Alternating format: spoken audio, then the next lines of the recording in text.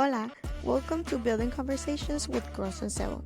We're bringing you conversations on civil engineering, construction, and personal and professional growth to the stories of women shaping the industry. Real talk, real experiences, and maybe a few laughs along the way. Let's start building.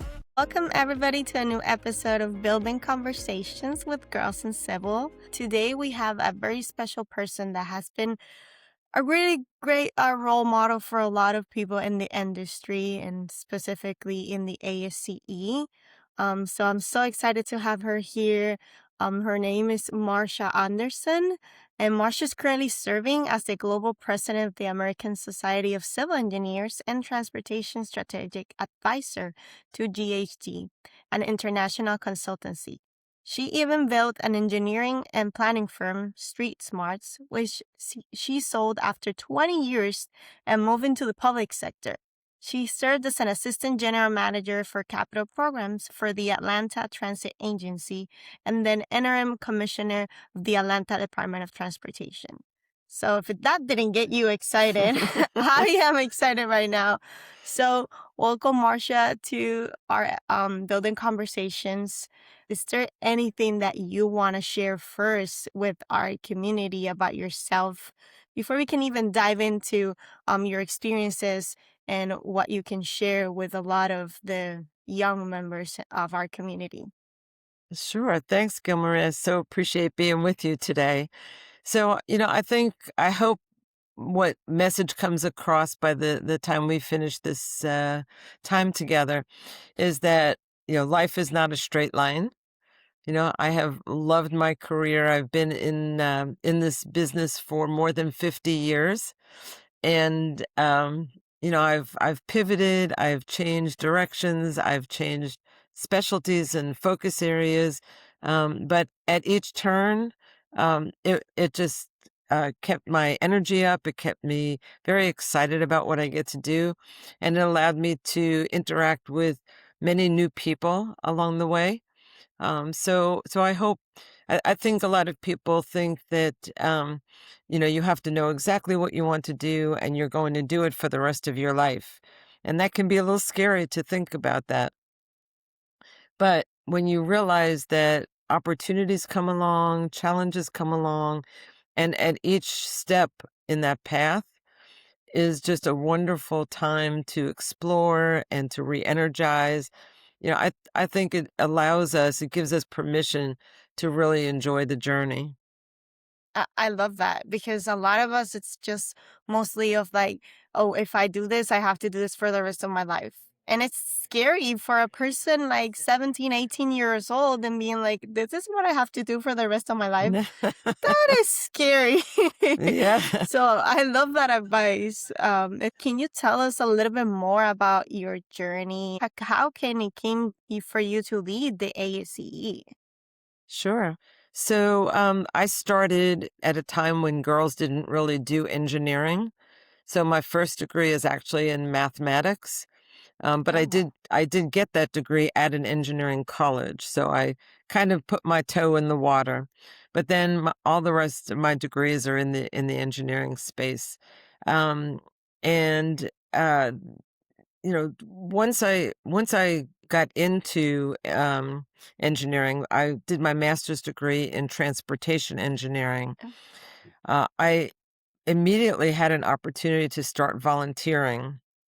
It was actually with an organization called the Institute of Transportation Engineers.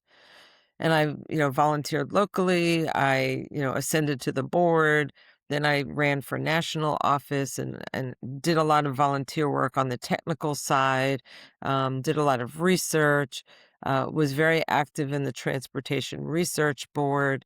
And each of those kind of opened up a family to me of other professionals, and gave me the chance to explore where my interest really was, how I wanted to spend my time, what additional education I believed I needed to really have the career that I wanted. And so, I learned early that um, the volunteer work, although I was doing for others, it enriched my life so much along the way. And that's so so, true. Yeah, and so my whole career path has been that mixture of work that I did, if you will, for money, but a lot a lot of work that I did for my heart. The volunteer work, just nourished me so much. And Oh, along the yeah. way, And it yeah, seems like you really do enjoy that. I Even though like do. all of these years you kept going and kind of just wanting a little bit more and how can you help the community? So that's impressive.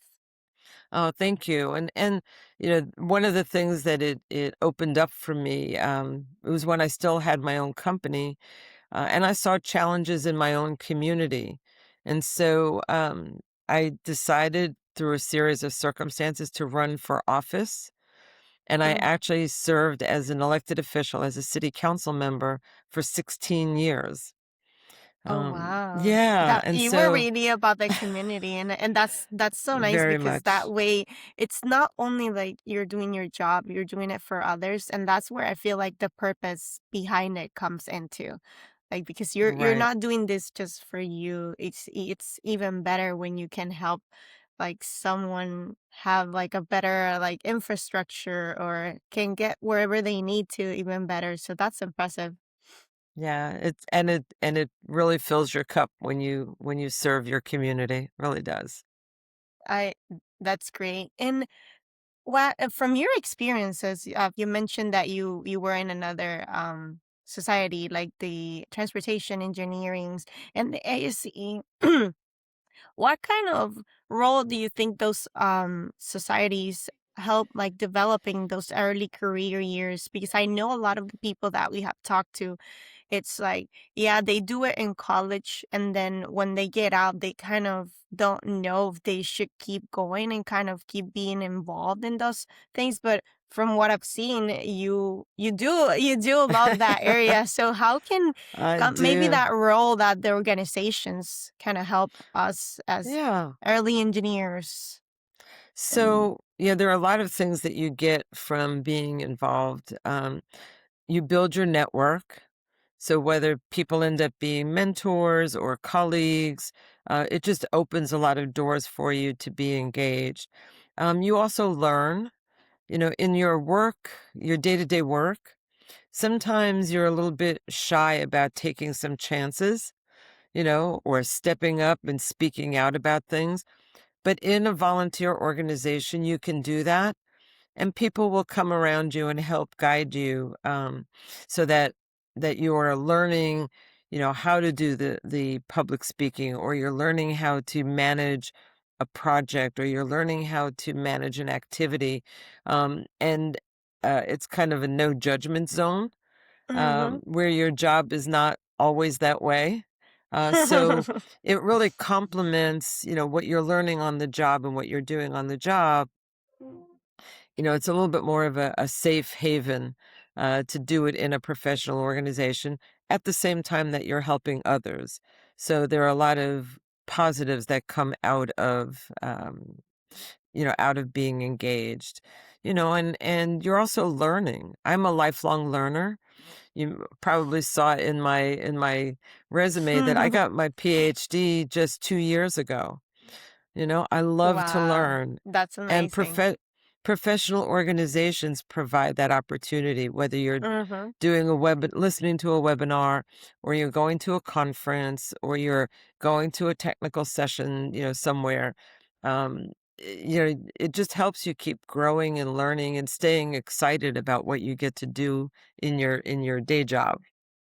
No, and I love that because and you what something that you mentioned kind of kept my mind is like that idea of being a safe place that you can kind of share and talk to and kind of even get to know other people in the same Mhm. industry or even in different industries, but that way you can feel like it's a safe place. It's because at work sometimes are like, oh, I need to be perfect, but when we're out there it's a place that you can still kind of keep and grow, and I do appreciate that a lot. So thank you so much Yeah, for that like sure. part of it, and also kind of being that place of maybe a little bit more on how do you feel like you have worked in different areas, but also kind of in that transportation or community planning, kind of how that part of the construction or even part of that planning kind of goes into today's infrastructure challenges? Because I've known you kind of mentioned that you did your PhD not too long ago, so kind of how that has been a play into this infrastructure challenges that we have right now. Yeah, when I started in this business, um, the organizations like the departments of transportation would decide, we think this is what is important for the community. We're going to build this project. And there were no serious, real deep conversations with the community to see if that's what the community needed or wanted.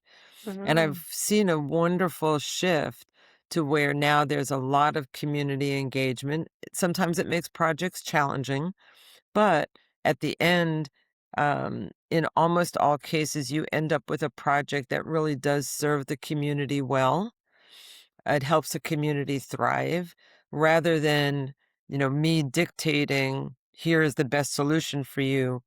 It's a partnership where, Mhm. maybe I come in and I educate the community about what many different options could look like. Well, And then we have conversations, we have meetings, we have dialogues, we have charrettes to really see what the community believes that they need and want, and mhm. then come together to find the best possible solution for the community. So, delivering infrastructure is not just about the design plans and the, calculations and the concrete and all of that. It's about making sure that you're delivering the right infrastructure in the right way. And so the in the beginning I was very focused on the technical side of it, the design, Mm. the engineering of it. But over time, I realized that there's a very significant wow, did you hear that thunder? There's a very Yeah. oops, sorry. There's a it's important to have good infrastructure when the roads are Yes. wet, you know? Yeah, that's so true. Um, but, the idea of coming out with infrastructure that is technically correct and technically excellent, but also is community serving in a good way, I think is kind of the perfect combination of Mhm. um, delivering infrastructure. You mentioned that it was on the commissioners. How did that role kind of how did you even get into that role? Because that's our curiosity. Like Yeah. someone doesn't know, like someone like me that doesn't know in general, how did you ever come into that? And you mean the city council? Yes, sorry, Yeah. yeah. Yeah, that's okay. Yeah. So there were some things happening in my city, and there were some things I was concerned about, so I went to a couple of city council meetings just to listen. Mm, And then there's always a portion of the meeting where the citizens are invited to come up and speak. mhm. And so, being an engineer, we have a way of thinking that is very systematic, that's very organized and meticulous, that's also informed by the technical knowledge that we have. And I felt like we understand process, not just, technical calculations. We understand how processes work. And a lot of the processes in my city were not working very well, and good things weren't happening the way I believed they should. So I got up during that comments from citizens piece, and I spoke about what my ideas were. And after the meeting was over, a number of citizens came up to me, other people who were in the audience, and said, they really liked my thoughts and that I should think about running for office. And so I started looking into it and, kind of exploring a little bit more and decided that I would do that. And so I ran for office. I was the first person to challenge one of the city council members in probably 12 years. They had, you know, been Wow. elected and they just sat in their seats and sat in their seats and Mhm. sat in their seats. And I was very different from, all the other people who ran. And then over the next couple of years, several other people ran for office, and we had a wonderful, wonderful group of people on the council, That's great and and because worked, yeah. yeah, worked well together and did a lot of Mhm. things, including some very huge infrastructure projects. I know, and it's impressive because probably when you started kind of getting into that, people were like, "Oh, I can do that too." So it kind of helped kind of see Yeah, someone else doing it and being like, "Oh, this is something that I do want to be part of." And even as you were saying, like kind of us as engineers, sometimes yeah, we see things a little bit different because obviously this is what we do every single day. And then right, we also have to think about people using this or how much people would use this. Is there really like not just because someone gave me the money to do this, is this really worth it? So I feel like the way that you have been kind of explaining that it kind of helped us understand a little bit more of like, oh, this is more of an impact. Like sometimes it's difficult for me. I'm a designer. So every single day I'm just in a computer and I'm like, man, this is kind of boring sometimes. Like it's 2 years and I'm in the same project. Like, is it yeah, really worth it? So hearing you kind of say the other side of it of like, no, this is the implementation that we're kind of getting into. yeah. So And I love that. to your point, so yeah, you spend a couple of years, maybe 2, 3, 4 years doing heavy design, so you really understand it. But then, you ask and you say, "Oh, I'd like to go out in the field and see it. I would like to," when it finally goes under construction, Yeah. I want to be part of that. I want to see what happens with my plans, with my designs, and uh, it opens up a new aspect of the whole process for you. So, we all pay our dues in the beginning and we all do a lot of design work, but then we get the chance to see it, and then over time also to see how it impacts the community. Yeah. Oh, totally. And also being part of that, as you mentioned, going there after. I remember when I went, kind of one of the few projects that I was working on, and when I saw it on the field, I was like, "Oh my God, this is how it really looks like. This is how I'm seeing it on the design side of it. Like, this is a 3-to-1 slope." For me, it was just like, "Wow, this is mind blowing in a way." Yeah, So it feels like it's pretty interesting just being on the other side of it and kind of how your experience kind of helped you build that momentum that you kind of wanted to have in your city. So it's kind of interesting being able, like, if I see something, sometimes I'm like, man, this is not how I would have done it. yeah, So yeah.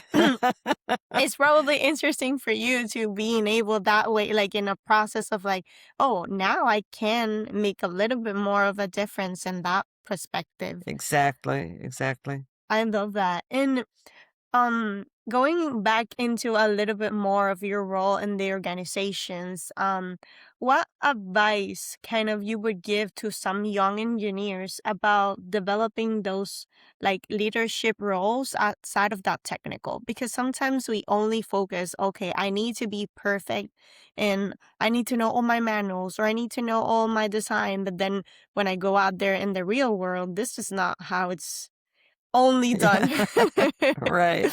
Right. It takes a while on the technical side to become a leader in your organization.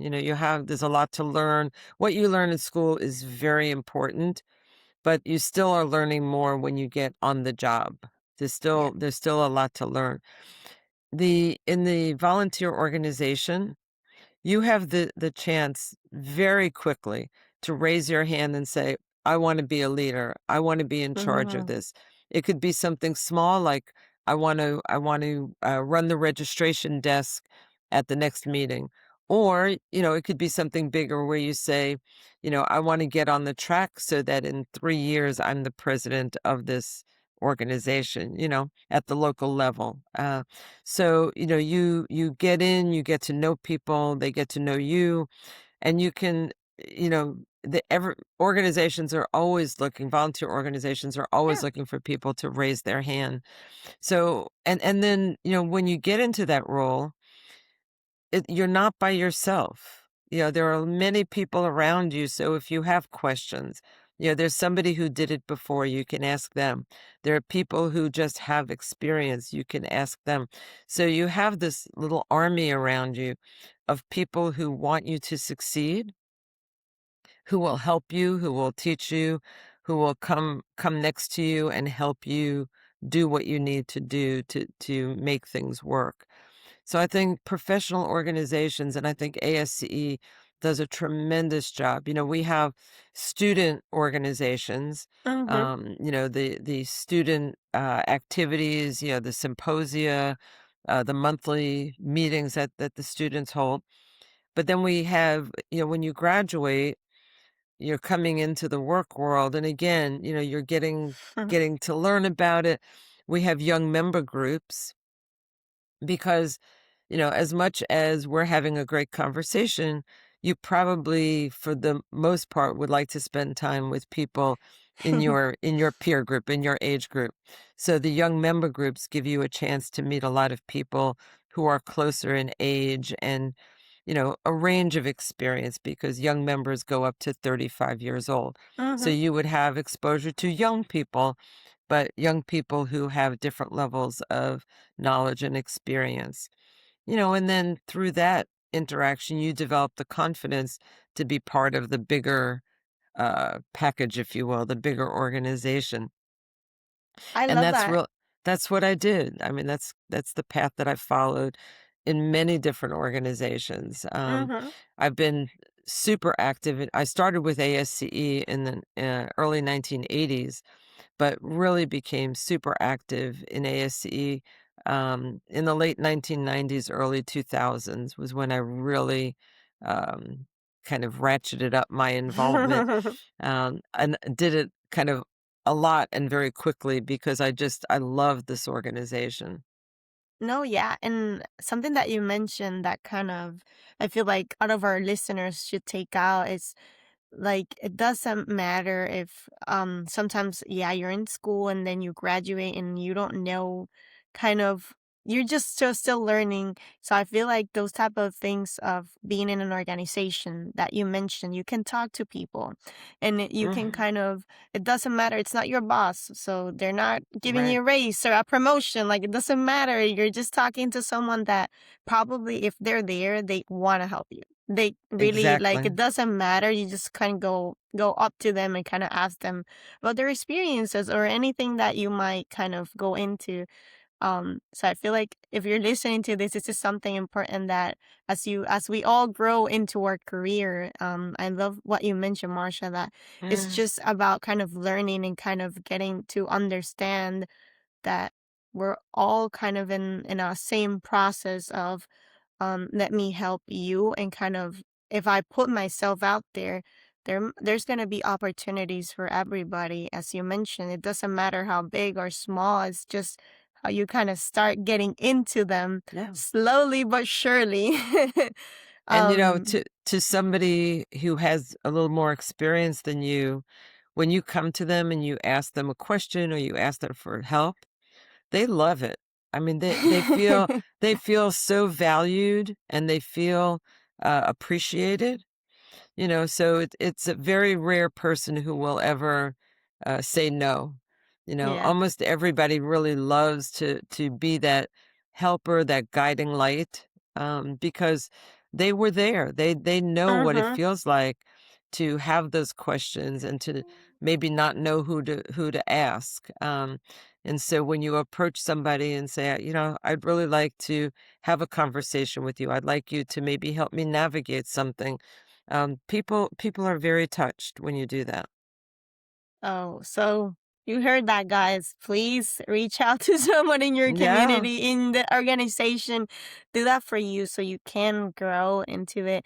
I remember when we first graduated, the Girls in Civil committee, we were like okay, we're going to see each other again. We're going to go to the ASCE National Conference. And that's what we did. We volunteered to the community. We volunteered to be part of it. And it was so nice to be able to be also on the other side and be like, oh, I know how much work they put into this. So Yes. it's really fun to kind of do all other things, not only just like I don't need to be also like every single day. I can also be part of it as volunteering and being kind of helping on the other side. So that is Yeah. amazing. Yeah. The other thing And I would say about mhm, volunteering, some people think, oh, if I volunteer, I have to do a lot all the time. And that's not the case. You volunteer and say, right now I have a lot of time and I want to do A, B, and C. But mhm, now I'm in a phase of my life where I need to have a little more me time. Maybe you're taking care of an older parent, maybe you're taking care of, a child, whatever mhm. whatever your circumstances, and you say, I want to stay involved, but right now I need a little more time for my personal life. You can go up and down in how involved you are, but it has such value to always stay connected. Yeah. And I feel like I remember that I went to I was part of the Still Reach team for a while. And then when I graduated, I remember talking to someone that I talked to while I was on the team.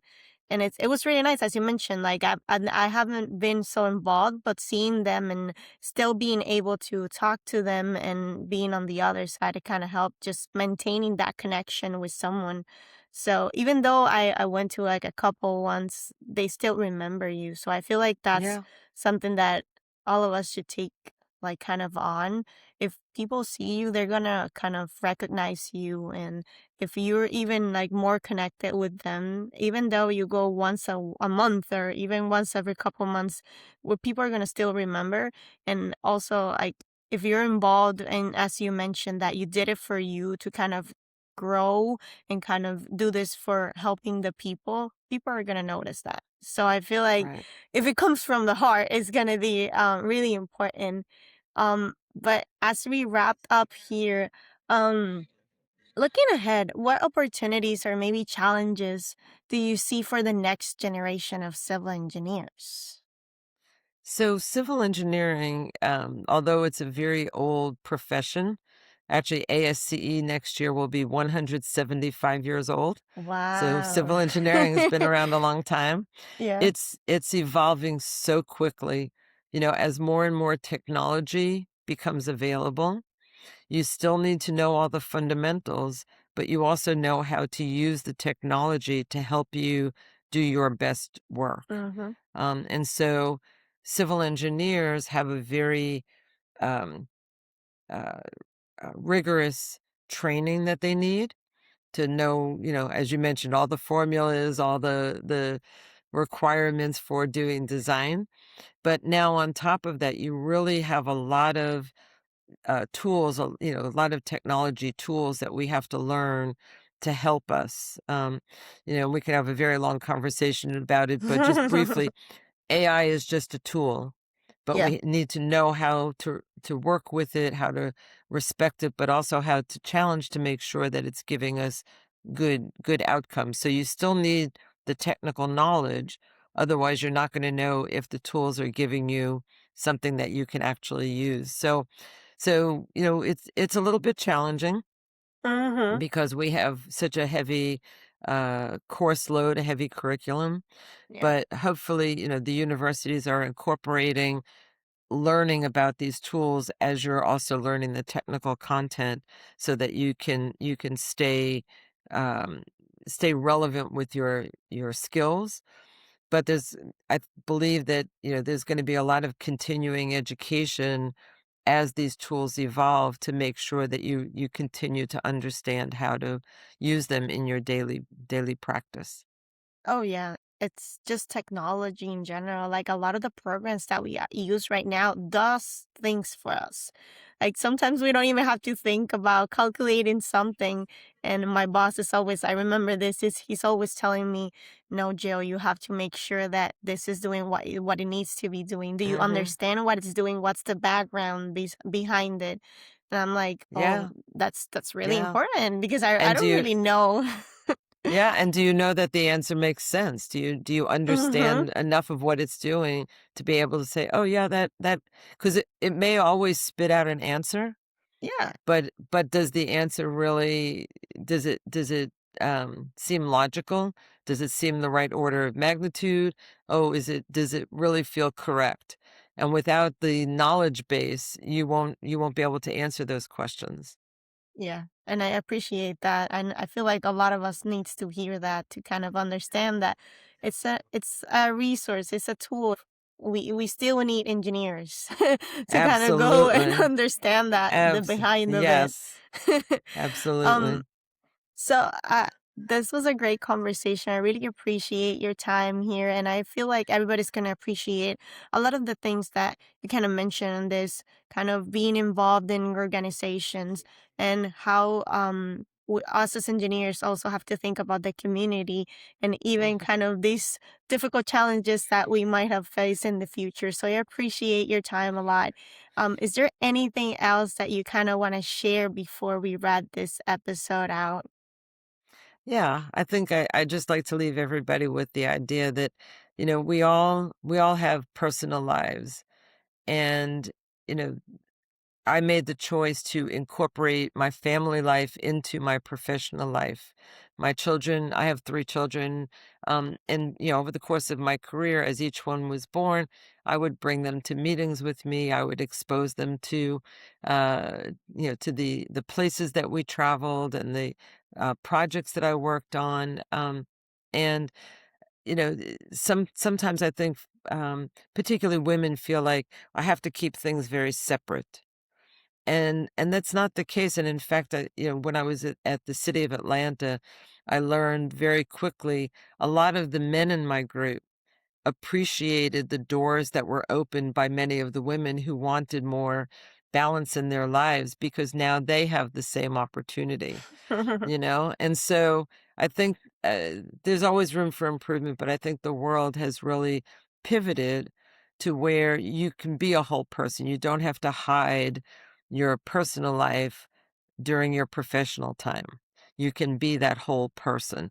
And I think that's a really positive change that I've seen over the years. And so I hope that whoever hears this realizes that they can have that professional life, they can have a personal life, and over time they can be more engaged in one or the other, but they can also bring them together.